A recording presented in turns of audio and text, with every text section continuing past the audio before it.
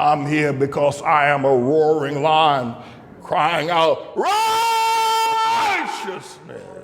The New York Post early this morning before the break of dawn was dropping off from their newspaper delivery trucks, which is owned by Rupert Murdoch, and is literally the only conservative paper within 1,000 miles of New York City, had on its headlines today, Trumpy Dumpy, which in a sense is saying that Trump is not like Humpty Dumpty. You know who Humpty Dumpty was. Humpty Dumpty sat on the wall. Humpty Dumpty had a great fall, and all the horses, all the king's horses, and all the king's men couldn't put Humpty Dumpty back together again. So what the New York Post is saying, leave that MSN there, what the New York Post is saying, and that's a conservative, you know, the New York Post and, you know, Fox News and Rupert Murdoch and Lachlan Murdoch and all that crowd, all in for Trump. But they call him Humpty Dumpty or Trumpty Dumpty? My goodness, and put it on the front page? I know Trump doesn't like that. That's going to cause that boy to go get some Mylanta, some Pepto-Bismol down there in Mar-a-Lago. They're going to need a whole truckload of Mylanta to quell his stomach because he didn't have a really good night. But it's not over with for Trump. I would say to the New York Post, I think that's a bit premature. And I'm not a Trump supporter, as very no. Trump is the trigger of the tribulation.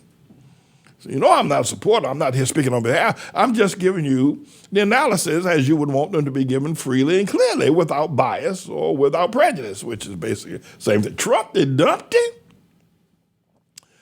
indicating that Trump's reign is over with. I don't think so. I don't think so. The Republicans didn't have a good night on a good day on Election Day, but it ain't over with yet. They're most likely going to take the House with as many as 222 seats at the very least, I believe. They're definitely going to get the 218 they need to rule. And I think a number of things are going to happen once they take the House. You know, it is very possible that Trump could rally the hardcore Trump supporters, members of Congress. They got 30-some members that are going to Congress that are so-called election deniers. Now, listen to me very carefully. I want you to understand this. I'm not saying I have this as an actual fact, but you know it's possible that Trump could run for Speaker of the House, ousting Kevin McCarthy. Think about that. Put that in your pipe and smoke it. Yes, he can. And then once he takes the gavel and he's the Speaker of the House, he can also then run for president. That's right. He could run in the 2024 presidential campaign. Now think about that for just a second. I'm not against the New York Post. I'm not for them either. I'm not for Trump. I might be against him biblically, spiritually. I am, but I simply want to say, let's keep our ears to the ground.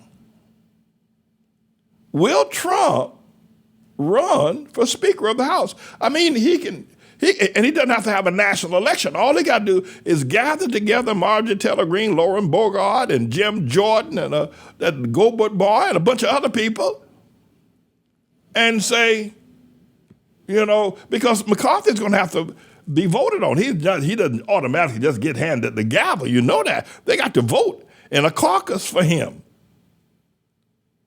Trump could, I'm not here supporting Trump. You know I'm not. All the people out there that hate me because I don't support Trump. But it would be a brilliant move. It would be a beyond brilliant move if he campaigned to be the Speaker of the House.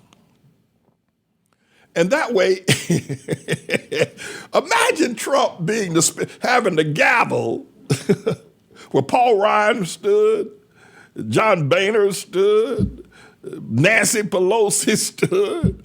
Imagine Trump having the gavel. He comes back into politics without having to run a campaign. Imagine that. That's the brilliance of that, right? And And from there, he didn't really want to be Speaker of the House. He wants to be president. But now he's controlling the House. He'll give Joe Biden down in the country. He's controlling the House. And Lord, well, I don't want to put the Lord in this. But should the Republicans eke out the Senate, there'll be people asking, there'll be people who are atheists, agnostics saying, Jesus, come and come quickly. And that's a possibility. Those are possibilities. And I don't know that he's not going to do that. I mean, who's going to stop him? Trump has got a larger caucus right now in the House that will do anything he says. They'll do anything he says. And he's got 30 election deniers who believe that he lost the election, that he didn't lose the election that was stolen from him. And you know all of that, right? You know all of that. But our constitutional law does not prevent a former president from taking the gavel and becoming Speaker of the House. That's law.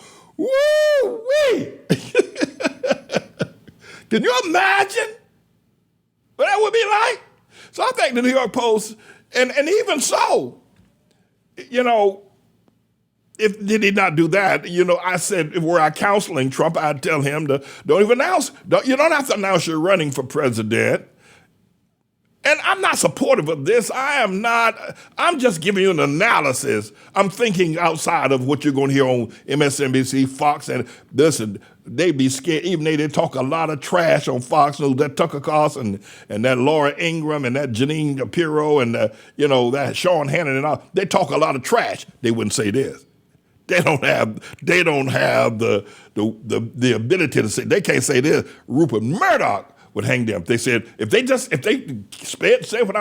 Hannity said what I'm saying now, it'd be over for him. The advertiser would say, we had it. We ain't going no further.